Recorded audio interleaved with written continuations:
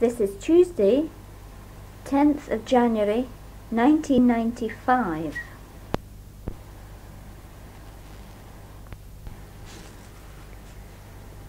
This is Janice Unwin on behalf of Kirkmaiden Information Centre Oral History Project, interviewing Peter Irving, Kirkmaiden Drumore.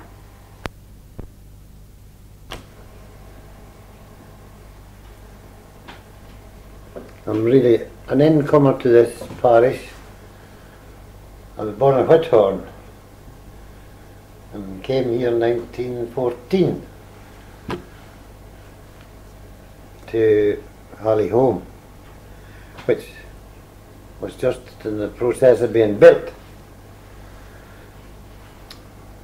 So that's where I went to the school from there one of my days until I went to the Stirrar. Would it be your father, Peter, that was building Hallyholm? Did your father actually build it? My father, well, it was the Department of Agriculture for Scotland. It was the farm of Low Correctory, which was broken up into the small holdings that it is today. I think it was a Liberal government at the time, and they brought in this, that they tried to start a ploughman or a dairyman in the farm, you know. So that was the land belonged to Logan, and the buildings were the Department of Agriculture, and they became yours or mine in 50 years' time. So for that you paid a rent? We paid a rent to Logan, and we paid an interest in the buildings to the Department of Agriculture. That was the way it is. So it was quite a good scheme. There was one or two, some down in the Machars too, but the war came on, of course, and stopped it all. So was that the reason you came here, to take up the small holding?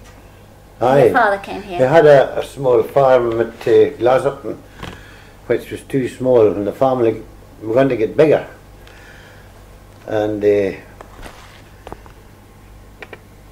he applied for another field, but they had to get through another man's field to get to this field, so he thought, somebody told him that there was a scheme in Kirkmaiden, so that's what brought him up here. And the late Mr. McGaw, or the several, he came up to him on a bike to Whithorn,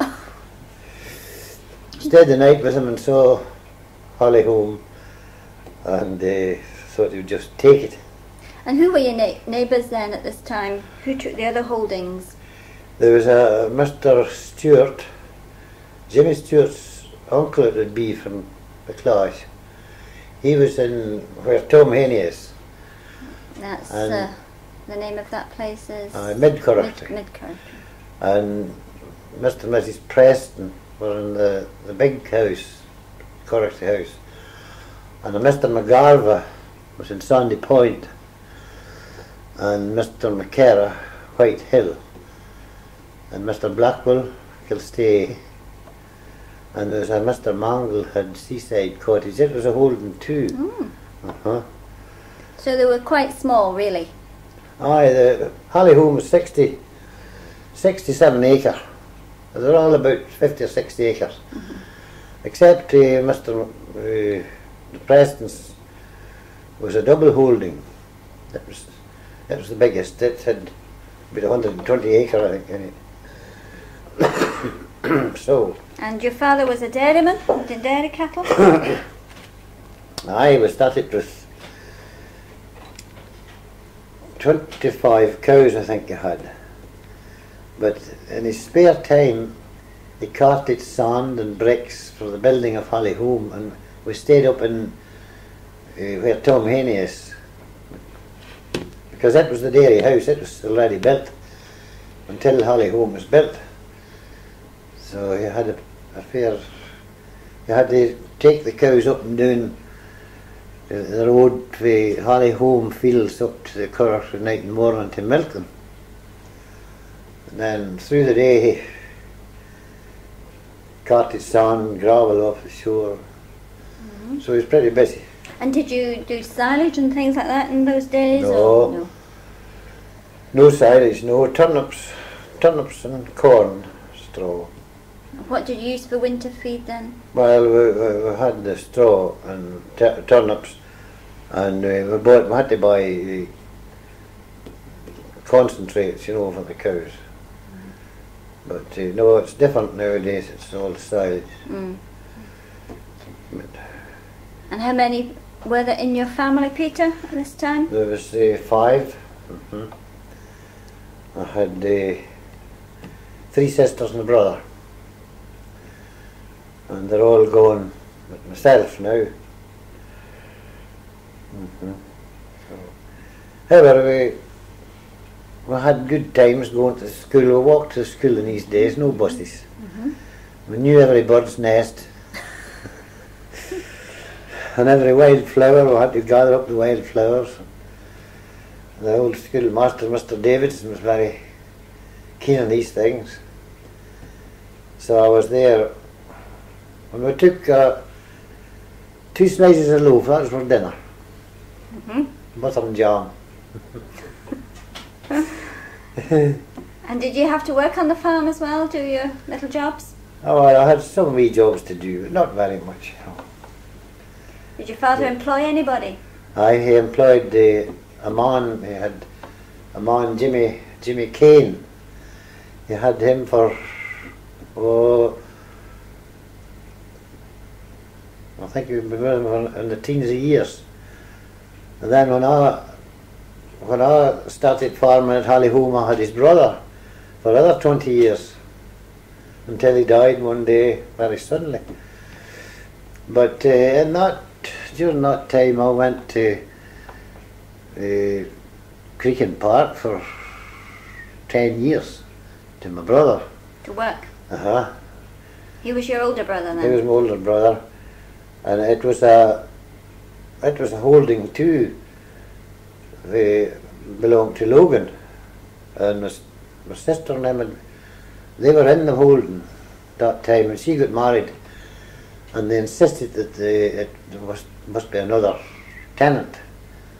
So I went up from Hallyholm and was there for 10 years. As tenant? As tenant in another holding. During that time I sold the milk in Dromore. We had a wee motor and trailer, and it was threepence a pint. So you went round the houses with it? Went round the houses, aye. And how did you dish it out? Well, just jugs. A pint jug and a quart jug. That was the way, and the old ladies brought out their jugs. No cartons, no. So it wasn't treated in any way either then? It was straight from the... No, it was straight through the refrigerator. That was all. But the folks said it was quite good milk, so that was all. That was all that matters. So when did the creamery start up then in Clashwannon? Was it going then? The creamery was started when we came to Hallyholm, and it was a private company in Stranraer. Mr. I think McHalley was the name. It eventually went over to the Scottish Milk Marketing Board in 1933, and Clashwannon eventually was closed because we used to take all the milk to Clashwannon with ponies, pony and trap or big horse, whatever I had. It was quite. It was a chore every morning, had to be done, but it stopped, and then Mr. Alex Scott, I think it was, he started with a lorry and he lifted all the milk. Came around the farms? Came around, well, he was one of them. There was quite a lot of lorries did it.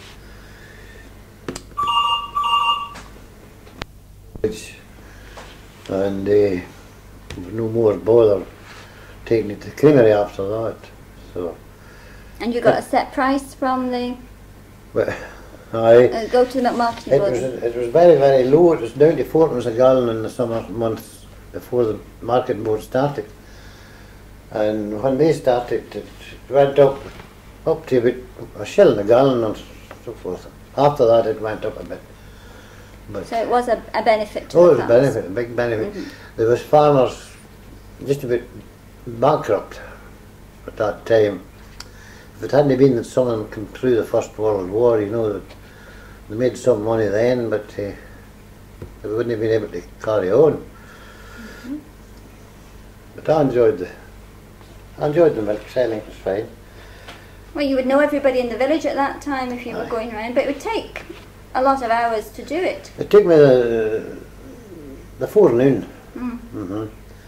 Took me the forenoon. But well, there was plenty left at home. There was my brother was at home on the farm and another chap that worked with him. So we were all right that way. And then we took scarlet fever, he and I, and they were whipped away to the clinic hospital. In about half an hour for the doctor come, we were away, and we had to get my father to look after the farm and somebody to sell the milk if it was allowed. However, the Dr. Stephen said there was no communication with the house and it would be all right to sell the milk. So Jim Moffat very kindly said he would sell the milk for us. We were away from month of June to August. Goodness me. In the hospital all that time? The hospital, yes. Aye, all That the must have good, been a boring time. all the good weather. Did you feel ill or were you just... I was very ill the day we went in. I had a splitting sore head, sore throat, and sore nose. I couldn't swallow my own spittle. Oh no, it was terrible. Was there quite an outbreak in the area? There was quite a lot in these days, aye. There was diphtheria too. There was Billy that's in Drumore, Billy McGuffey. He was in with diphtheria at the same time. James McKittrick, Low Clonyard, he was in with diphtheria. But he broke out twice and he jumped the dike over to the Galloway Creamery, Broke out from... which wasn't very popular with matron. Must have been long days in the isolation hospital. Aye. I was up really about 3 weeks later, about a fortnight anyway, I think, and then I got up and the matron asked me to help her in the garden one day, and she saw me kind of shivering a bit, and she says, "Are you all right?" So I'm feeling a wee bit shivery, so I was sent up to the nurse, and I had a temperature of 104, so I was put back to bed and for another 10 days. Well, we eventually got out. Uh-huh. And tell us a little bit more about your school days, Peter, the sort of thing you remember doing at school and your people who were at school with you. Well, one of my pals was Eric White. Eric was at Low Carrucht, and I caught him every morning to go to school. And there was a shop up at Kirkmaiden, Mr. Fitzsimmons' shop, where we bought cigarettes. Shocked. And I can always remember one very stormy night trying to get them lighted. And we put our coats over our head at the top of the Burnie Brae. Where do you mean by the Burnie The Brae? Burnie Brae is up off the old Monster Den, up on the top of between that and Tom Haney's. Right. And we were trying to get them lighted, and I heard a footstep. And I looked up, here's a policeman. And Sergeant Cannon. He says, "I've caught you tonight. Your names and addresses." He would see our parents. However, he never bought anything about it. Age at this time, Peter, approximately? And Your age? at that time, oh, about 12, Ah. 13, and about there. So still at Kirkmaiden School at that time? I was still there then. I was at Kirkmaiden School until I was about, well, I was 13. I went to Stranraer Academy for a couple of years with Joe Hood. That was the schoolmaster. And very, he was a bit of a lad, Joe. He kept order, I'm telling you. Good. But, I started to take violin lessons, and I carried on till I was left school. And I had an accident with a bull, and broke this wrist, and that was paid to the violin That's your lesson. left wrist you broke. So I couldn't get. You couldn't use the string. So maybe it wouldn't have mattered. Maybe it wouldn't have been very good anyway. But And at this time, during your school life, did you intend to go full-time into farming? no, I really had my father put my name in for a bank, the British Linen Bank in Stranraer. I had my exam, which maybe wasn't as fierce as they are today. I don't know. I passed it all right, but there was no vacancy, and I had to start work at the farm. And when the vacancy came on, I lost noise in it. You were quite happy at the farm? Quite happy at the farm. So you never went? That's where I finished up. But then the war started. It was 1914. No, that was Sorry. No, the next war. The next one, right. 1940. What was it? 1940. 1939. 39. Aye. We didn't know what to expect, and the war was. Mine were harvesting when it came on, and we went out to harvest field, and we didn't know whether the German bombers would be over or what would happen.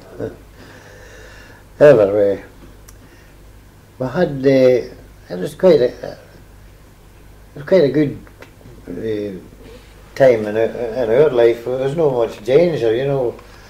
We kept airmen. We had a direction finding tower up in Creakin Park, up on the top of the hill, and we kept airmen. You mean they lived with you? They lived with us. Aye. There was about 8 of them. They all, some of them round about, you know. There was 2 at Damnaglar, and Mrs. Moffat had 2, I think. But and they were here to watch out, were they? This was they had high-powered wireless sets. I don't know really. We never knew much what they were doing. But we couldn't go near them with a tractor, except we had a suppressor on the thing. But we made a lot of friends with them.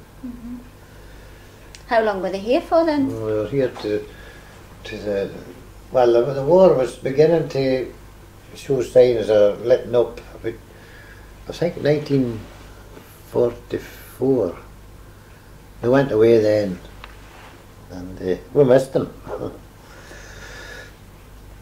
However, we had the Home Guard. I was joined the Home Guard. Yes. Who organised that? It was, well, I don't know. Mr. College was our platoon officer. And I think Mr. Shearer, the minister, was commandant, yes. I think it was him that was the head one. But, what were your duties?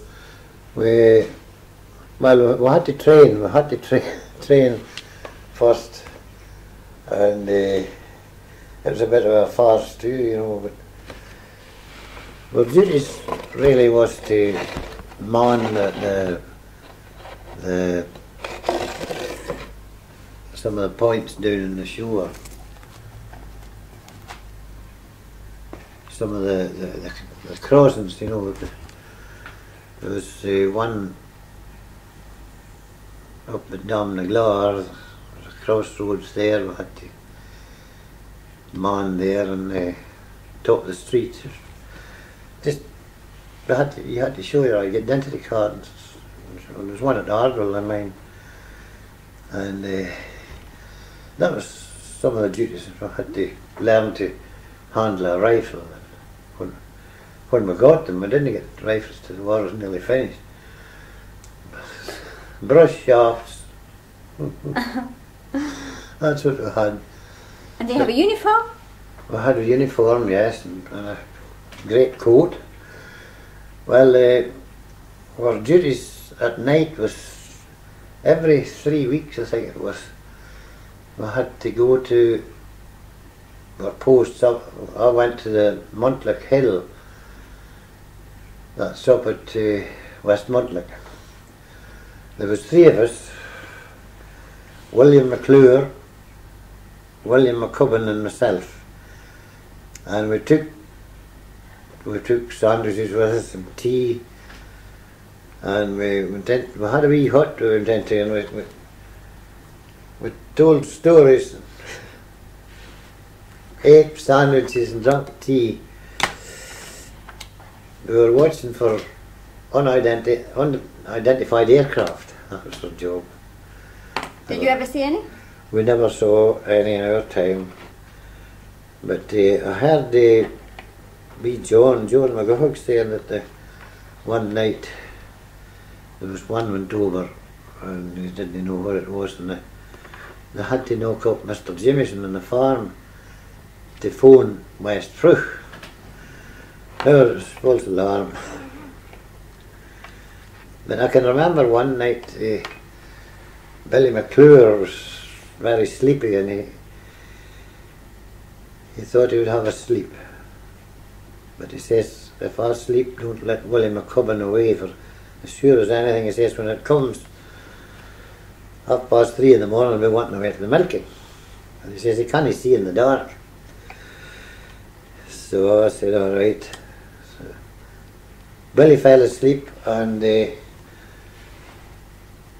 come 3:30, William McCubbin says, I'll hit you away to the milking. I says, you're not to go, and I'll hit you waking McClure. Oh, no. He says, you're no waking McClure. So I said, well, I'll take you down to the dike, and so you used to go straight across the field to Auchnocht. So we did that, and I put him over the dike, and about half an hour's time, Mr. McClure wakened. Where's Willie? He says. I was away, but I took him down, oh. And he says he put him over the dike. I said, Willie he got his sandwiches out and his tea, and he was pacing round the hut, and he says, listen. So I thought I heard a twig snapping, he says. And the next thing I heard was, hello. Is that you, Willie? And the voice sounded back, hello. Aye, this is me, Willie. Where are you? I don't know where the hell I am, he says. I think I'm in a graveyard. So, just stand there and I'll come down. But this time it was, well, it was beginning to get a wee bit clearer. But he brought him back up. So he didn't find his way to the farm, obviously. And he had been right round in a circle. In a circle. And they come back. And he says, where he says it was Jimmy McCann's bee boxes that he was in amongst. They'd been up in the moor, you know. He thought they were gravestones. So, but well, there was some really good laughs in the home guard. John McGuffog once, we went down to the butts at the Fruch for rifle practice. Well, some of us, quite a lot of us had guns and were, you know, shot rabbits and things like that, but John never had shot before. He lay down on his belly and his bullet went up into the air. I don't know, never saw again anyway. They had a throw up these guns, you know, they were 303s. So, but there was,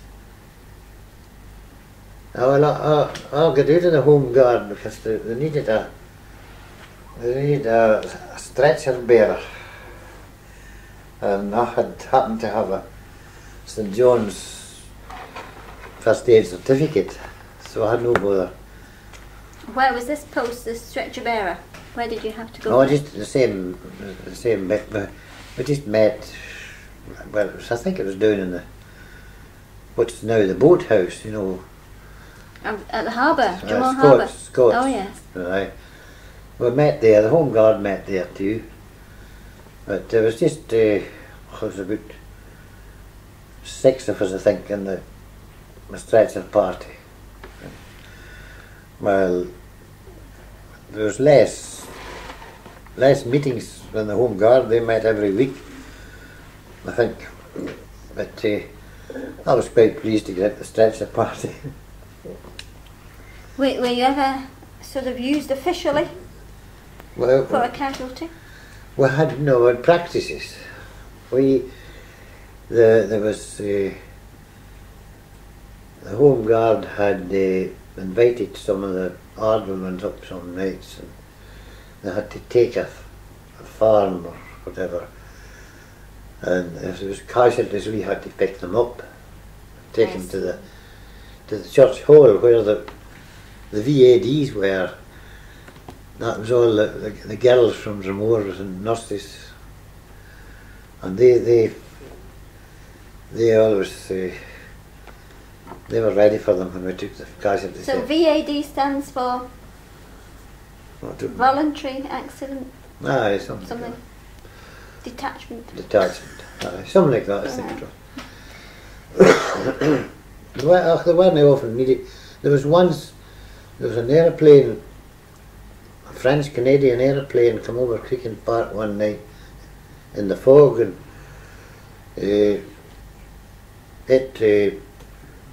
ran into the dike. It was flying too low, and just at the side of the lighthouse gate, through the dike, and they were both killed. The VADs were up that night, but there was nothing they could do. They were both dead. Were there many plane crashes or similar type of accidents? No. There was shipwrecks, maybe? Aye, there was a plane come down in the Grennan farm, but there was nobody in it, I don't think. Coming among the corn.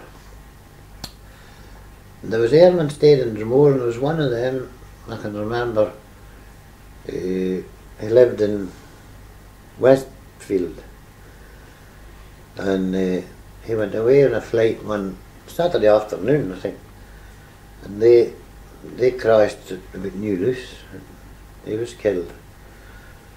But apart from that, there was nothing much. There was a mine struck for Logan Fish Pond once. Mm-hmm. There was a land mine come down near Stranraer. They were looking for the West Frush, of course, but they never got it. No. What about shipwrecks? Were there any of those in your time? There was a lovely shipwreck, yes. An American ship come on at Knock'n'Cool Bay, and she went on fire, and being Americans, I think they abandoned ship and let her drift in. She drifted in herself, and she was loaded with cigarettes, beer, peanuts, everything for the American forces in this country. There was fountain pens and What year was this, Peter? Do you remember? 1942. And the name of the ship? I forget the name of the ship now. I forget her name, Janice, now, but there was a lot of things come over, you know, and we got as many cigarettes as we could, but we had to get past the police. It wasn't easy, but there was quite a lot of cigarettes got off the boat anyway. There was potato pits sprang up through the night. It wasn't potatoes at all. And Fountain pens? there was fountain pens, and these fountain pens, there was one, Moreland Simpson had one up to 2 or 3 years before he died, I'm sure he had. A lovely pen. But there was some of the policemen had as many cigarettes as what we had. That's another story. Aye.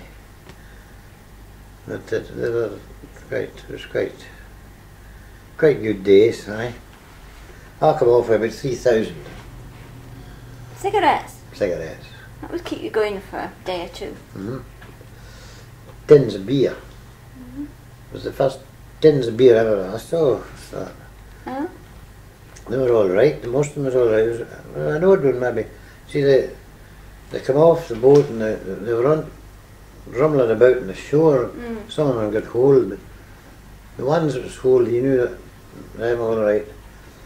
So it was a windfall for us because we couldn't get cigarettes. No, they were rationed. And 1 or 2 in a day, and that was all. So, but the war finished, and I come back down to Hallyholm and started farming and mowing. Betty and Ina were born at Keegan Park. Murray, Jane and Anne were born at Hallyholm. Well, Anne was born in the clinic, so started to take him into the clinic all the time. And I had to work fairly hard. In these days there was no machinery much except a binder. I had to muck all the byres with shovel and a barrow. So you had more head of cattle by this time now you're talking about? Aye, I went up to over 30 or 35. And then when Murray left the school, we put on more. And eventually Murray thought he would like a parlour, because he had been away on milking relief, and we didn't need him. Just when he left the school, he went to, he was away up in Perthshire and then down into England, and he took a notion of the parlour, the Holstein cows, so we started in them, and he's now about 60. So when did you install the parlour then? In 1969. And was that quite unusual for this area at that time? No, there was 2 or 3 parlours installed then, but it was just one way that we had to make room for the cows, and we had no more. We couldn't build any more onto the byre to stall them, you know. So, in building the parlour, because we could take as many as we liked, because he just took so many through at a time. But they were in a loose house and cubicle. So Billy built us a cubicle house and built us the parlour, and we got started in that, which is the same parlour as this today. Mm-hmm. And the Holstein cows, did they come around this time as well? Or? Aye, They were just beginning, yes, at that time. Was that new into Britain? That was, no, they were new into Britain. From Canada, I don't know, from. And then of course there was Frisians here already. So they were really crossed with Frisian, these cows. I think now they're all more or less purebred Holsteins that Murray has. But we worked away that way until Betty got married. Ina left, she worked at home too. And what kind of duties did the girls do when they were at home? Well, they had everything. They had to help with the milking in the morning and carry turnips to cows, help me with the buyers, milking and everything. But Ina helped us when Betty got married, and well, of course Murray was away, but he came home then. And, we just carried on then until Ina, she got married, and then Murray announced he was getting married. So we had this wee bungalow down at Kilstay that we bought from an old man, an old dairyman. So we thought we would clear out and let him get the farm. And we knocked it down and built this. The house we're now in. House we're now in. Sitting in today. So there was an original building here. There was an original building. It was in the farm of Lokergee, and he was dairyman at Lokergee, and the Logan gave him this strip right along. The bit along by the shore, Aye, the narrow bit. To the Glen Road end. And he kept a cow and 2 calves, always like that, until he died. And his name was? James Lightbody. It's oh well, they're all dead now, I think. 2 sons I had. But it was sold when Lokergee was sold. Logan Estate sold in 1953, I think it was. Sold a lot of the farms, and Lokergee was sold, and it went back into Lokergee. So I really just had it for a year or so. Then went back into Lokergee. So, but we started. He let us keep a caravan, the old chap, before we really came down to the house. We had a caravan at Hallyholm, and he let us keep it down near the sea here, and that was the start. The caravan site. Caravans. And now you have, well, 3 vans on the site that we can see. Aye. And the little shower block. So how long have you been running the caravan site as a business, shall we say? Oh, but 1970. Aye. Just whenever we come down. But we had to get it registered, you know. And you're registered with the tourist board, you're a member of the tourist board.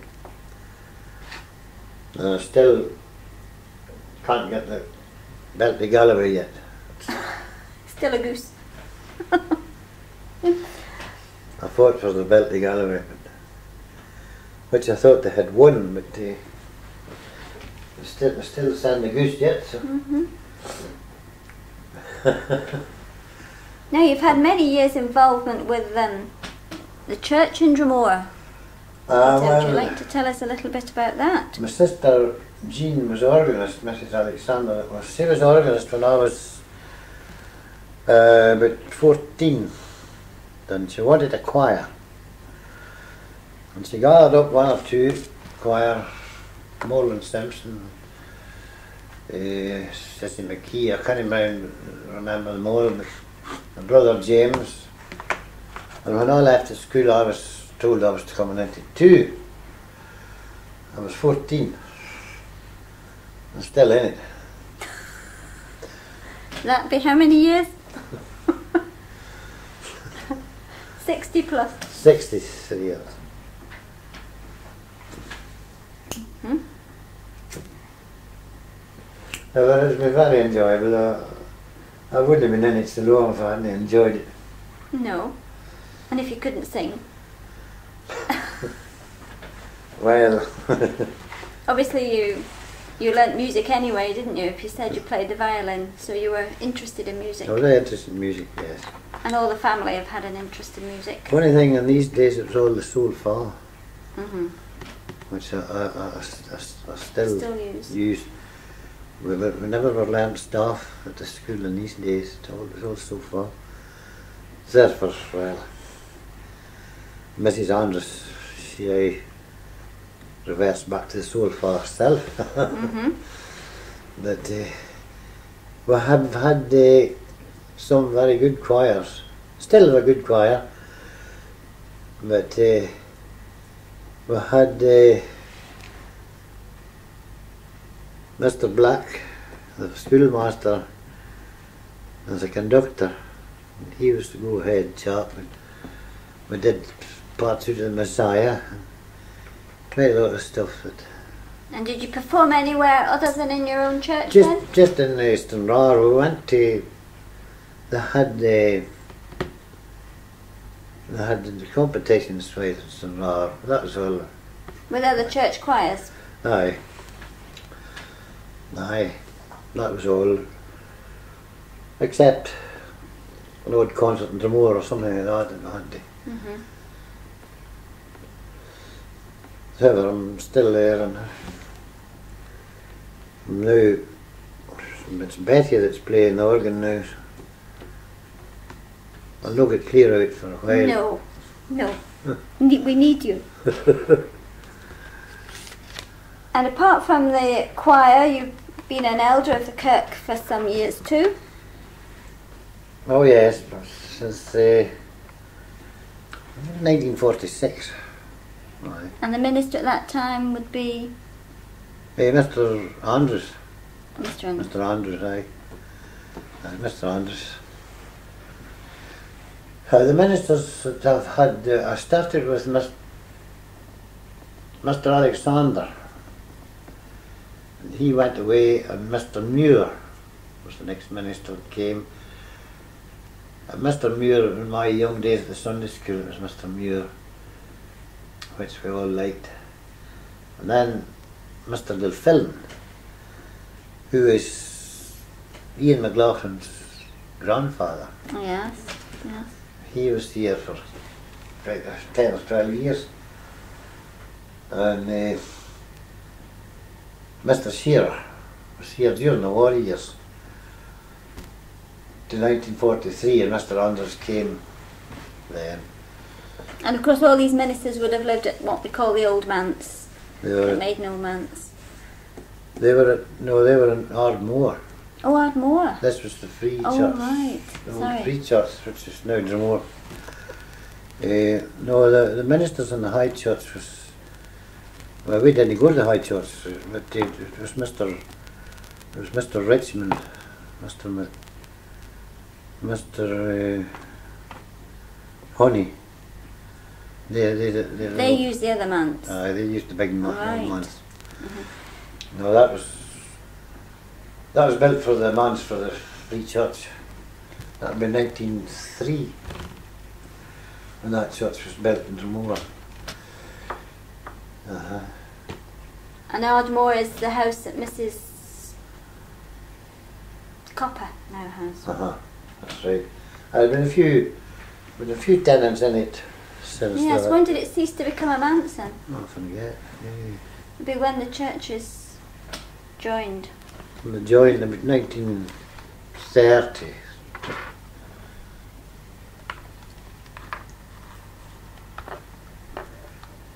About 1930, I think. And they used the old manse after that. Mm. So Ardmore became a private house? Just a private house after that, yes. And you became an elder in 1946, you said? 46. 46. There was 2 or 3 years. Moreland Simpson, remember. David McGaw, Charles McGee.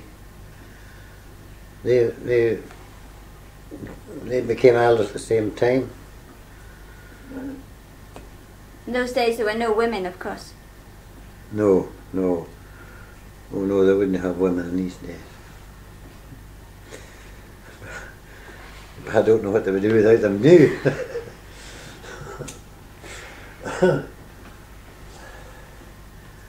Aye. Anyway. How many would there be on the Kirk session then? Would you remember how many? Oh, just about the same as this today, I think. I think it was always about 12 or 14, you know. Mm. We needed so many for Communion Sunday, Yes. you know.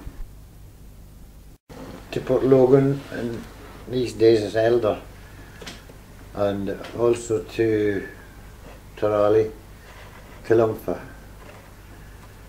And I did that until Mr. Torrance came to Killumpha, and he was an elder, and he took over Port Logan. He came from out with the district, He didn't came from 3 Mark at Stonycap. So he was put on as an elder, and he did Port Logan. And I got another district just round about home here in, well, Kilbride, New Kilbride, and the Cowans, Garricktree, and Clonyard,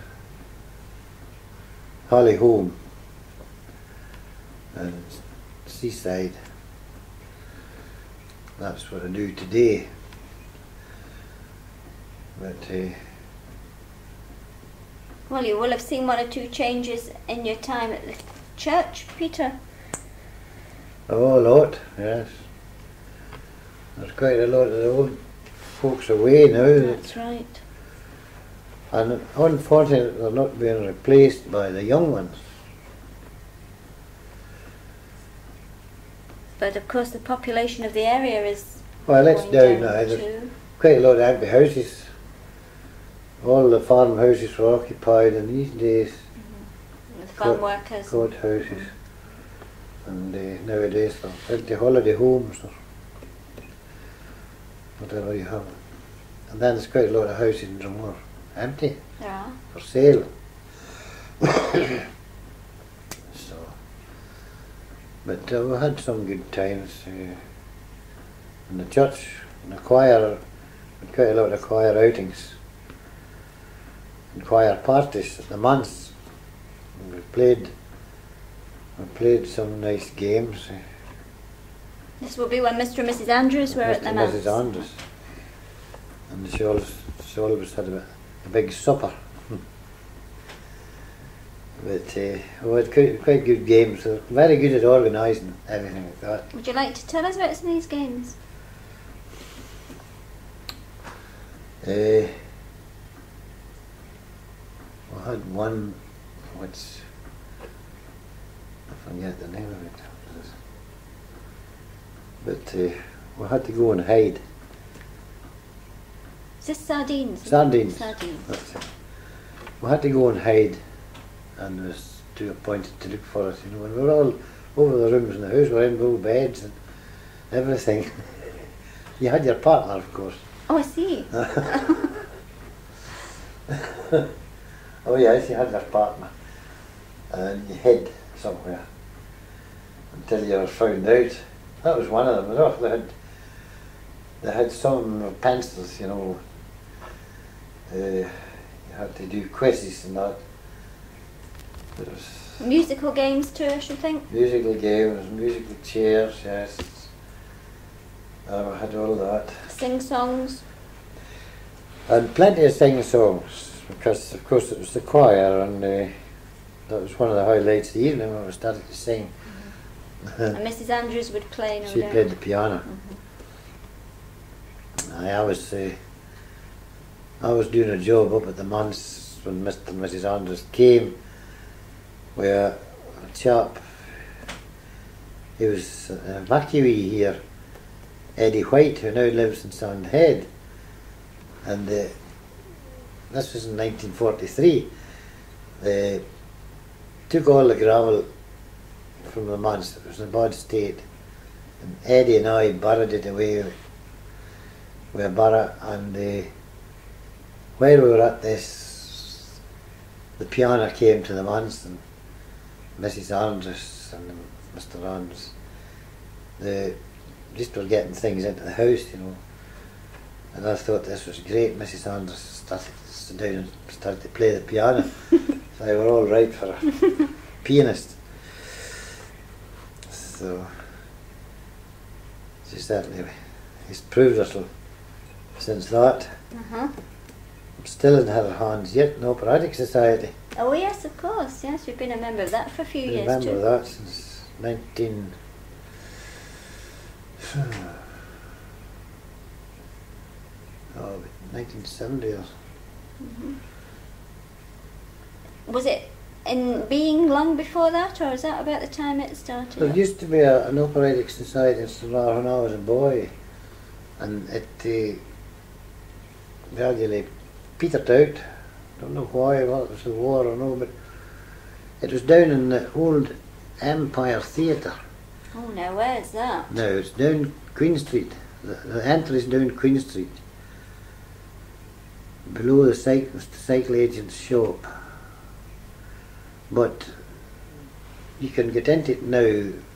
Train has it now, and you get in from the low road along the Fisher Street. right, some of these streets. So it's just like he uses it for Oh, storing. storing it's building stuff. Yes.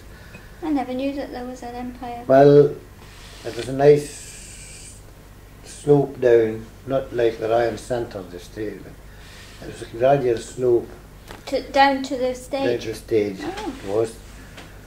And I was at the one with my father. I forget what opera I think it was, but there was some of our friends, our relations in it, the Robertsons, which had the draper's shop, and that's why we went. But it started up again with Brigadoon, I think. Brigadoon. And Is that when you joined? that's or when I you joined Oklahoma. And I missed 2 or 3 after that. The wife took ill and I didn't get back for a wee while, but I started after her death and I went back again. I've been there ever since. Maybe not much of a help, but I'm sure you are. So what productions have you been in?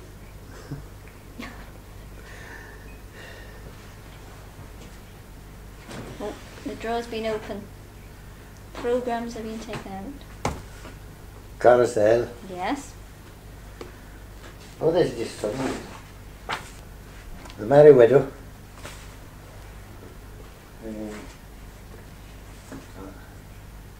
The Maid of the Mountains. And the Mikado. Yeah. Oh, there's. I forget the name, really. You were in Oklahoma. Oklahoma, Brigadoon. Brigadoon.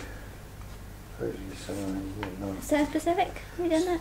South Pacific. We're doing South Pacific This time. But Iolanthe, that was another one we did.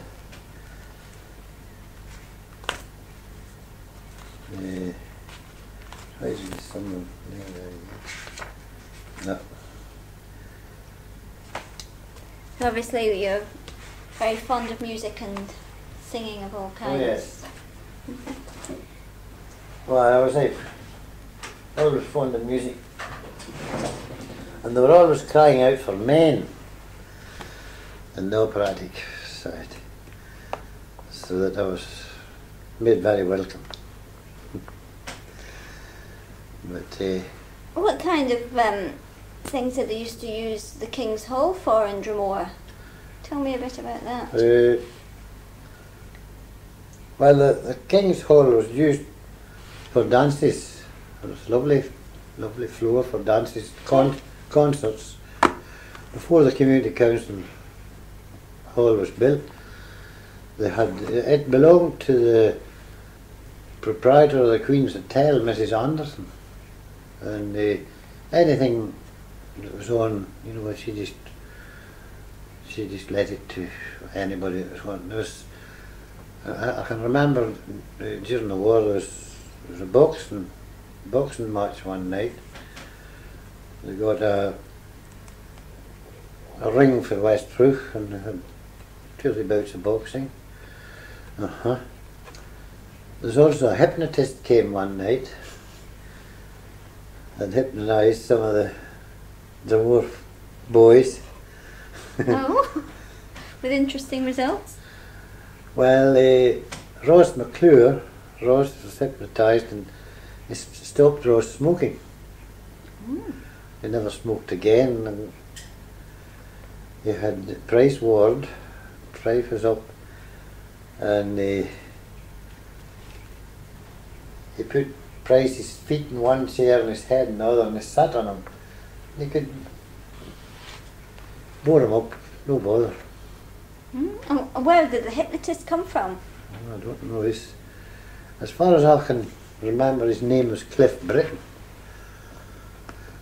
But I don't know, he was just going around all the places. On tour? On tour, right. Cliff Britton, I think that was his name.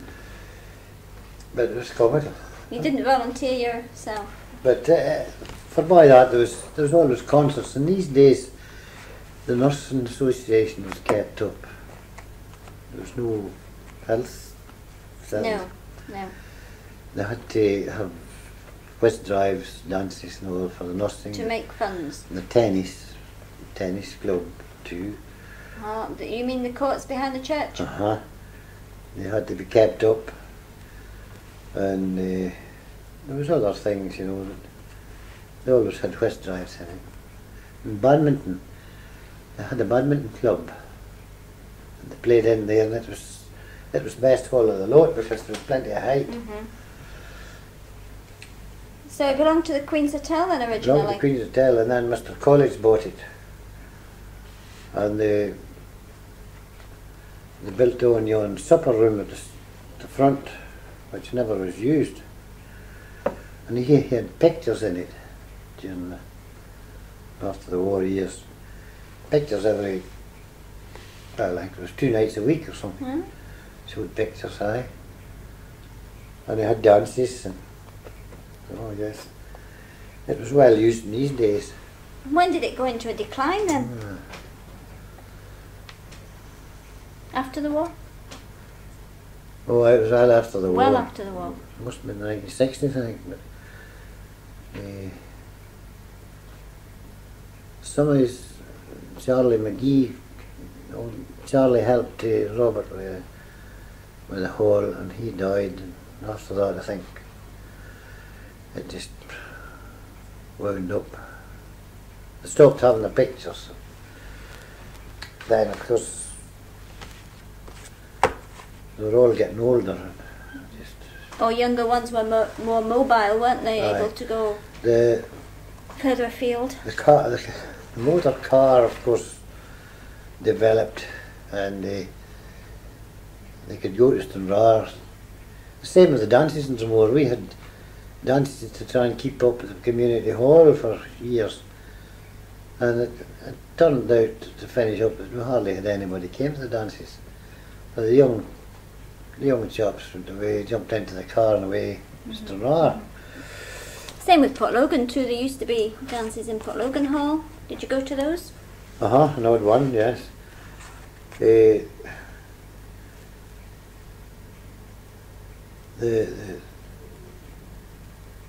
same with the tennis. It went strong for a while, and then it gradually petered out too. And the courts are still there. I Courts think are still they tried there. to revive them, didn't they? But I don't think they had much success. But that's just the way things went. And these days it was, the young ones went to Port Patrick to a dance there on a Saturday night.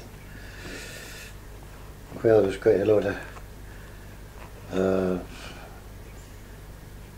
pairs that maybe got married to finish up. But the more dances went flow. and yet you had local musicians, didn't there? There's quite a few, like, played the accordion and Aye, we had fiddles and so we on. had our own band, the Windsor Dance Band. That was, consisted of Gough the Butcher and his sister Betton, Bob Scott the Post, and William McGuffin. Muldaddy? Yeah. And his wife. Uh-huh. My uncle played banjo. When he came, that was during the war. And Tony Muir, Bobby Burns,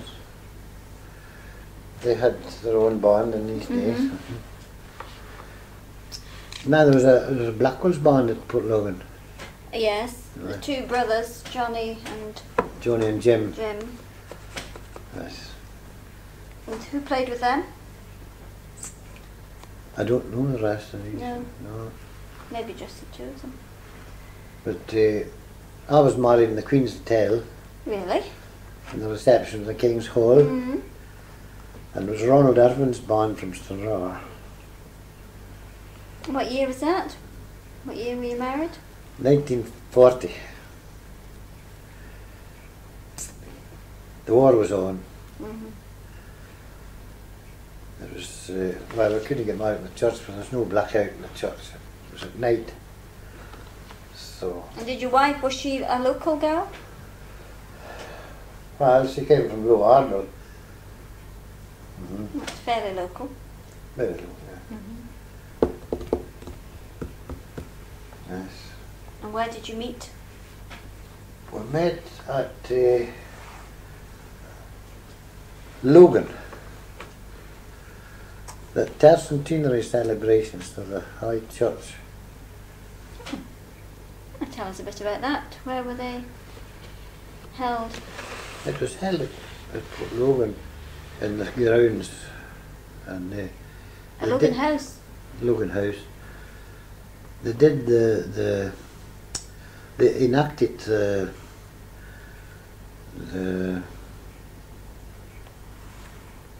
Heather Ale. Oh yes, the poem. Poem, the Heather Ale. They enacted that, and there was quite a lot involved in the war. I wasn't involved because I was selling milk at the time, and I took down some of the stuff, and I was there. I think I was there at night, but it lasted the whole day. And my father was in it, Mr. Morris and several there. But it's been quite good, and there's quite a lot went to it. So there was other things on besides that throughout the course of the day? But I think there was, aye, Like a fete? there was a kind of fete. Well, and it was at night that I met, the wife was there from the ward. Was this a dance then in the evening? I don't think there was a dance that night, but And this was the tercentenary of the old Cat in the Hill, Cat Covenant, 1638, that was 1938. That was before the war started. Yes. And the laird at that time It was...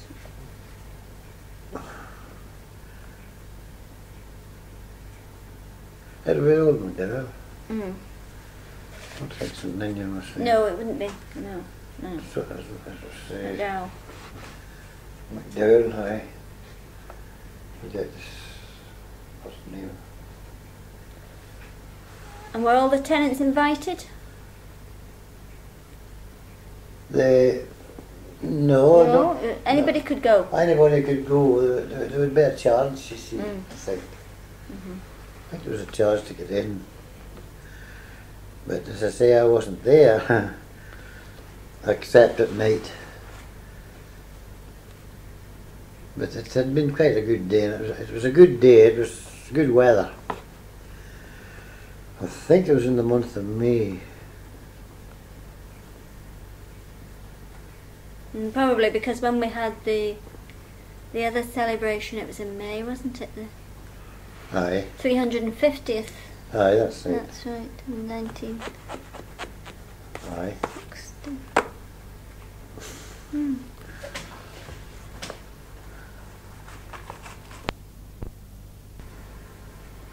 Yes, Peter. It was during the war. I was instructed to go on my holidays to the Holy Loch. My wife had a cousin who was a policeman in Strone, and I was invited up for my holidays for a week. Just my own, because, well, she couldn't get away from the family. So I went up. I eventually got the boat across to Strone. And he said to me, he says, "Are you any good at climbing hills?" I said, "Well, I climb hills at home, but not very steep." Well, he says, "Well, there has been a C-43, an American C-43 plane came down at Strahur. And he says the sightseers on Sunday has discovered another body. And he says the Dunoon police and I have to go up and get this body on Tuesday. Will you be all right to come?" He says, "You're invited to come with us." So the Dunoon police arrived, and we arrived at the bottom of this hill, and they had flasks for me, and sandwiches, and I was treated very well. And it took us the most of the forenoon to climb up this, where the plane came down. So when we got up, I said, "What are we supposed to do?" The police, he said, "You," and Jackson was the name of the chap who was staying with me, is "you and Jackson fill in the hole where the plane made." I thought it was a big, tall order, because it was the depth of the house. However, they went away to get the body away further along, and Jackson and I were digging this, and we came in an arm, and I said, what do we do with this, Jackson?" He says, "I'll see the local policeman, see what he says." The chap McPherson, he used to have a brother in the post office in Tranrail, that chap. He was the local policeman in Strahur, and he says, "Oh, just bury it." So eventually there was a wee pony come up. I said, "So what's the pony for?" "Oh, Jackson says would you take the body down the hill?" So eventually come across with the pony and the body, and I had a rope for the body to the top side of the hill, to keep it from going in below its belly.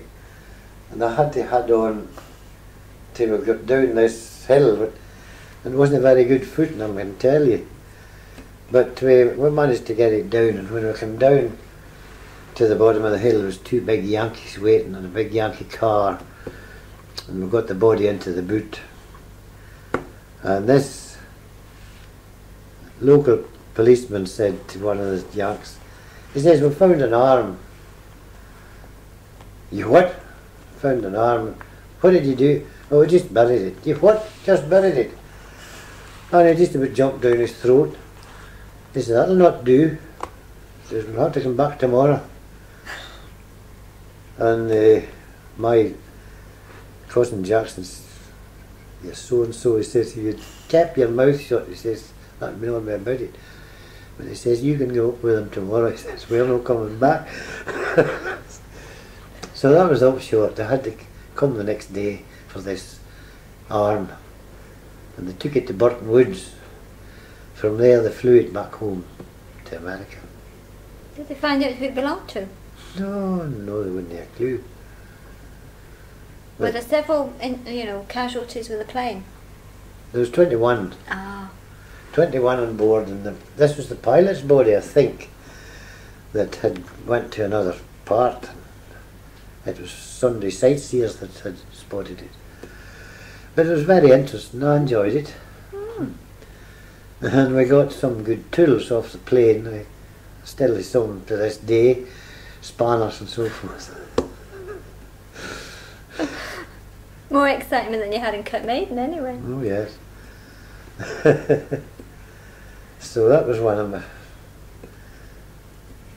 of my holidays I had. You wouldn't have many holidays though, in No, those days. no. In these days, Janice, there wasn't any babysitters. No. You know, it wasn't as, never was thought on in these days. No. I brought Betty to a West Drive in Dromore once. We were both going to this West Drive, and I left her with Andy McGuffey's mother, and she howled the whole time. Went up at half time to see how she was getting on, and she was howling. And I said, so that'll be the last. No babysitters. So we just had to be our own babysitters after that. Aye. So that was my experience in Strathclyde. I remembered it there because I had been across at Bill Woods, and Bill knew some of these policemen that I was acquainted with. There was one he knew very well, Joe Farquharson, was a cousin of the wife's. They were in the police together in Tully Island school and that. And I was telling Bill about this plane. Well, he says, Bill, he knows Strathclyde very well. In fact, he says, we looked at the house up there when they came to Dromore. We were quite a lot in Gaelish in these days. My wife, she had a lot of relations. Of course, that's where Cruachan is. The name, of course, Ben Cruachan. Ben Cruachan. Top of Loch Awe. Top of Loch Awe, and it's one of the best hydroelectric schemes in Scotland. The highest too, I believe. You can drive into it in a bus into the middle of the mountain where the pumps are. It pumps water twice. These pumps it twice into Loch Awe. Aye.